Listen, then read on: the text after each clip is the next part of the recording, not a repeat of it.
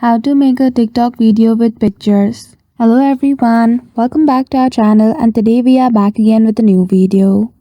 So without any delay, let's get into it. For that, firstly open TikTok application. Log in with your account details.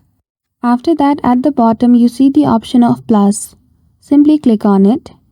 Then after you will be heading toward the video editing area.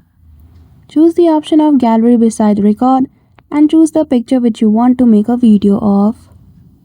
Now once you have chosen the picture, in the editing page you can simply add a text, sticker or change the filter if you like. So after you're done editing the pictures to create a video in TikTok, you can simply click on next and upload it. So that's it. Just like that you will be able to create TikTok video using pictures only. So I hope you found this video helpful. If you did, don't forget to give it a thumbs up and subscribe to our channel for such tutorial. Thank you for watching till the end.